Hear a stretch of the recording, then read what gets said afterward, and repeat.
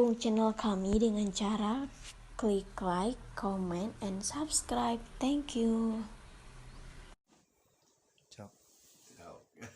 Hari ini tanggal 31 ya Ustaz? Iya betul, 31 tanggal. Hari ini tanggal 31 Agustus tahun 2022 saya sedang bersama dengan siapa Pak Ustadz? Silakan perkenalkan diri.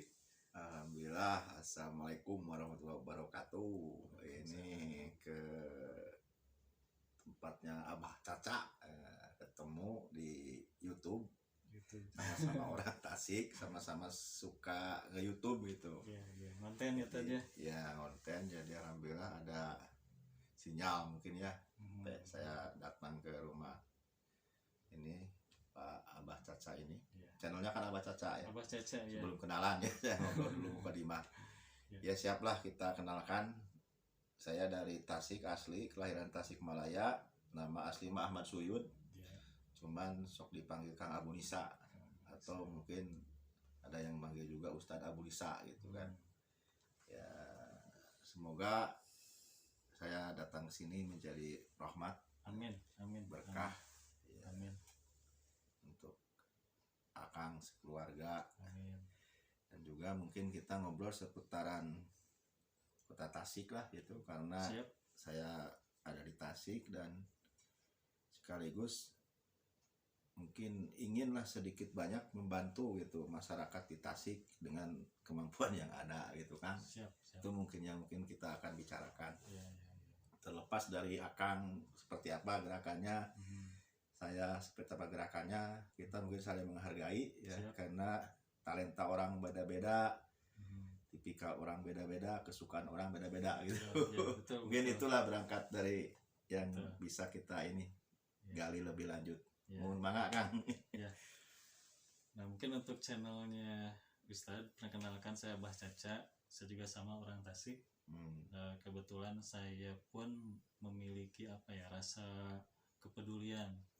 Fokus saya di kemiskinan.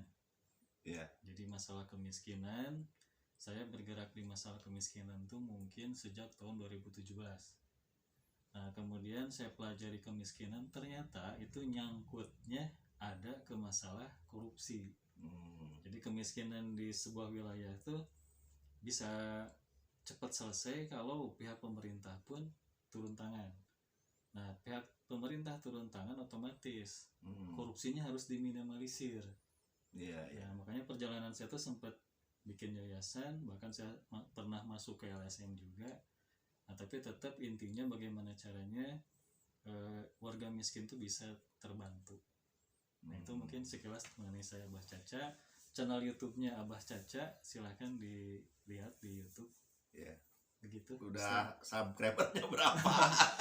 Aduh, subscribernya jujur saja kalau untuk konten sosial, konten kemanusiaan itu ternyata minim ya. Jadi penonton tuh mungkin masuk ke YouTube tuh mencari hiburan, rata-rata seperti itu. Mencari hiburan, kemudian yang mengenai kemanusiaan, apalagi mengenai korupsi itu sulit mendapatkan penonton. Ya nggak apalah, itu memang kan saya juga kan kemarin saya sampaikan bahwa nge-YouTube itu berangkat harus lillahi ta'ala kan. Jadi mencari ridho Allah, jangan sampai dicampuri bohong, hoak dan lain sebagainya ya. Dapat uangnya juga kan otomatis nanti tidak halal kan. Makan anak istri gak barokah. Gitu. Buat apa kita konten yang bikin orang ya bikin viral tapi jalan viralnya itu jalan salah itu kan. Ya percuma, itu banyak uang pun tidak akan bisa dinikmati sebenarnya. Tidak barokah mungkin. Plase aja kan, dunia itu bahaya. Bukan banyaknya kan keberkahannya diukurnya gitu. Sepakat. Sepakat Ustaz. Gitulah. Sepakat. Sok atuh ngobrol lawan bebas lah. Saya pengen tahu nih Ustaz bergeraknya, concernnya atau fokusnya di bidang apa? Gini. Masalah sosial. Awal saya dulu Kang, dari perjalanan saya ke Tasik ini memang dulu dari Solo, saya tahun berapa ya, anak saya kelas 3, sekarang udah kuliah semester 7 anak saya di UIN. Hijrah ke Tasik, hijrah tempat ya. terus saya gak punya kerjaan kan, akhirnya saya dulu pengobatan dulu awalnya, pengobatan refleksi, gurah, bekam, ngeruyah. Ternyata yang datang buka ruya itu yang datang orang-orang susah tidur, stres gitu kan. Saya bingung kadang, di opnam ini harusnya orang ini di opnam gitu. Saya kan nggak punya tempat, saya nyari lah tempat ya, ketemu di Galunggung, ketemu di ini gitu kan. Saya cuman fasilitator aja, saya anterin ke tempatnya berapa hari gitu. Di sana ada sebulan 2 bulan nggak punya tempat itu. Ngeruyah kan sepintas aja, bacain Al-Quran, terus ada reaksi mutah-mutah gitu.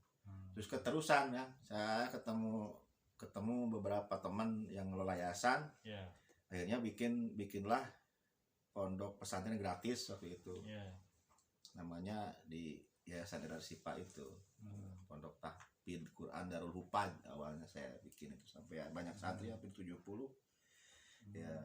Karena saya backgroundnya bukan dari pesantren asli ya, enggak, saya nggak bisa kitab kuning, nggak bisa bahasa Arab ya, harus ngajar di bor itu saya nggak mampu.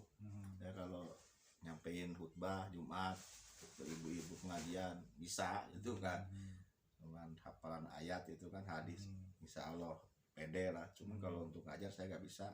Teman saya yang ngajar itu kan ingin mandiri, akhirnya santri itu dibawa sama beliau. Saya ada santri yang sampai sekolah ya, beberapa orang dari Garut ya, saya ngurus itu. Kesini saya lihat konten-konten yang dari Jawa Timur. Kalau ke ODGJ kan saya sudah nyambung sebenarnya. Saya lihat ODGJ, bergaul dengan ODGJ, saya sering di Galunggung, di Krisnangtung dulu, Padadang. Saya lihat konten Sina Urip dulu awalnya Pak, yang dari Pati itu saya amati gitu.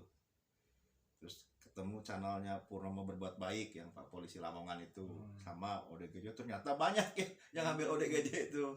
Yang perempuan itu dari mana? Yang Pratiwi itu, yang katanya mantan ini apa namanya? Yang pramugari. Sekarang ngambil ODGJ juga. Saya terinspirasi di situ. Cobalah saya bikin kegiatan ngambil ODGJ itu, sampai ada beberapa orang gitu kan. Karena keterbatasan kemampuan saya, belum punya tempat itu, saya sekarang cuma mandiin aja kan, mandiin, bersihin, kasih makan, udah lepas lagi gitu. Maka berharap mungkin tahun ini saya mulai membangun ya, insya Allah ini tempat ya, ada tanah sudah ada, saya mulai membangun untuk penempatan ODGJ Telantar itu, insya Allah, doain aja. Amin. Perlu proses semuanya. Saya doain, saya dukung, ini sebuah niat baik ya dari Ustadz nih, kita dukung. Oke, terus sekarang progresnya udah sampai mana nih setelah tanah ada kan? Ini belanja material dulu ya, ngumpul uang, ada uang, belanja material, beli semen, beli apa namanya pasir gitu. Kerjain insya Allah tiap Jumat. Ada apa namanya yang nganggur kan, pegawai bangunan banyak gitu, mulai bikin fondasi pelan-pelan aja dari uang yang terkumpul gitu ya, dari kegiatan. Nah, kalau misalkan ada penonton nih, ada donatur yang ingin menyumbang, kemana nih? Bisa ya nanti ada ya, saya mungkin kesini nih, ada nomor rekeningnya ini tuh ya. Nanti silakan kepada penonton semua dukung Ustadz supaya konsep apa memelihara ya. Saya konsepnya saya sekarang ini aja, majelis dikir dan sholawat. Jadi nanti kan yang ODGJ itu nanti kan diobatinya dengan dikir dan banyak sholawat dan ibadah lah gitu. Itu yang dikirnya ODGJ-nya? Iya, nanti ikut bareng-bareng sama pengurus gitu. Itu bisa diarahkan? Bisa, sholat ya, seadan juga ada yang sampai selesai masih bisa. Ngaji juga, hafalan Quran itu udah hilang itu. Nah, terus itu mereka sampai jadi ODGJ sebetulnya kenapa? Banyak latar belakang gitu. Mungkin ekonomi bisa, terus keluarga, terus sampai jalanan, milih di jalan gitu kan. Ya, saking jadi sama keluarga dilepas aja gitu ya? Iya, nggak tahu kemana, jalan kaki gitu. Nah, menurut yang Ustadz alami ya, itu andil pemerintah bagaimana itu mengenai ODGJ? Kalau pemerintah itu kan prosedural ya, susah ya kalau bermain dengan pemerintah itu. Jadi harus ada laporan ke atasannya begini kan, kalau pergerakan pemerintah itu ke saya amati seperti itu. Jadi begitu ada ini tuh eksekusinya kurang cepat gitu loh. Gitu. Maaf, ini yang saya alami. Saya apa. sering juga kan kolaborasi dengan Dinsos gitu kan. Ternyata Dinsos juga ngakui ya, emang swasta itu lebih enak jalannya gitu kan. Tidak berbenturan dengan pakemnya yang mungkin aturannya telah baku gitu. Nah, kan. seandainya kan swasta itu katakanlah yayasan gitu aja. Iya. Nah, yayasan udah ada data nih, udah ada bukti bahwa ODGJ yang dipelihara misalkan sekian orang yang diurus Iya, gitu kan. betul. Nah, kemudian kita meminta dukungan dari Dinsos, itu langsung merespon nggak Dinsos? Ya mungkin kalau sesuai data mah insya Allah mudah-mudahan aja. Cuman mungkin nunggu waktu kan ya. Mungkin karena ya itu keperluannya banyak mungkin juga ya. Kita apa namanya, berbaik sangka itu kan. Mungkin repot, banyak posnya yang harus ditutup.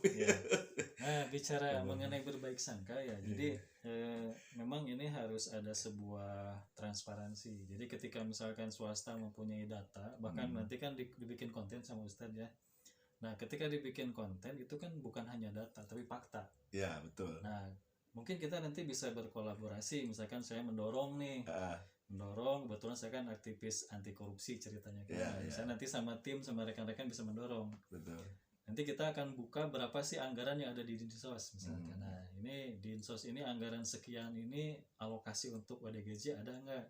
Itu nanti kita bisa buka. Mungkin kita minta bantuan kepada DPRD juga. Iya, harus seperti itu. Karena kan yang namanya ODGJ itu tanggung jawab negara. Iya. Gitu. Insya Allah nanti ke depannya kita bisa lebih kolaborasi lah. Iya, Gitu.